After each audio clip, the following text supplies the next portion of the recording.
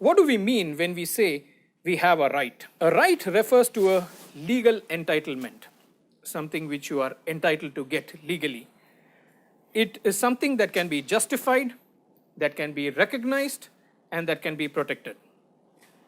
The violation of which is deemed as unlawful, and the violation of which leaves the person whose right is violated with a remedy. Rights can be used in two broad senses. It could be used in the sense of a liberty, your ability or freedom to do something.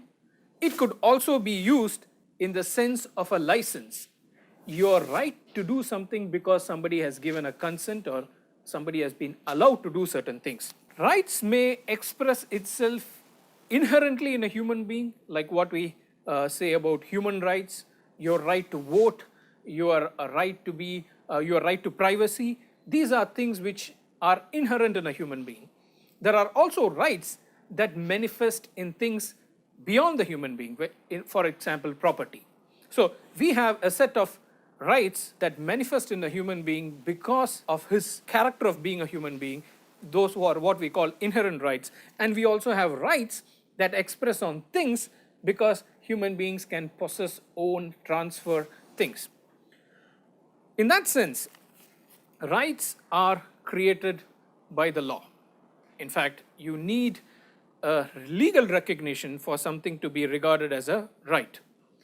Rights can be of a general nature, which are shared by people, like the right of protection a citizen expects from the government is a general right which every citizen can claim and every citizen will get.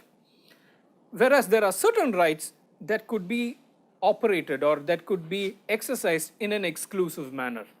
Now, rights offer you, when rights offer you exclusivity, it means that you have a right to stop people from doing certain acts. For instance, if you own a property, then you have a right to exclude people from getting into the property or enjoying that property. If you own a book, you have the right to exclude people from reading that book or from looking into that book or from using that book in any way. So exclusive rights are rights which confer the ability on a person to stop others from doing things without his consent. In that sense, when we talk about rights, when in connection with intellectual property, we are talking about rights that emanate from the intellectual property which are capable of being protected. For instance, if there is an artistic work in the form of a book, then the creator of the book or the person who owns the book or who created the book could stop other people from using that book, from making copies of that book, from disseminating information from the book by different ways because he has an exclusive right over it. In this case, we call that right a copyright. If the exclusive right vests in an invention, we would call that right a patent right.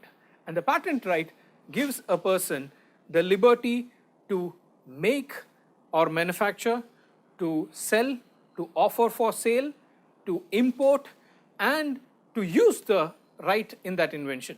And any person who does these things without the consent of the right owner, we would say that that person has violated the right of the right owner. A violation of a right owner is what is called in intellectual property law as infringement. Infringement technically means trespass. Trespass is getting into the property of someone else. So when you would have seen these notices in front of some private property, trespassers will be prosecuted. It simply means that if somebody intrudes into the property, that is a violation of that person's right. You could have civil remedies to trespass, you could also have criminal remedies to trespass. When trespass happens on an intellectual property, then we call that by the word infringement. Infringement is nothing but trespass into the intellectual property owned by a person. Now, this could relate to a set of rights that come out of the intellectual property. As I said, in the case of an invention, patent law protects the right to make, the right to use, the right to sell, the right to offer for sale, and the right to import the invention. So if there is a intrusion into any of these rights vis-a-vis the invention, then we would say that there is an infringement of the intellectual property right.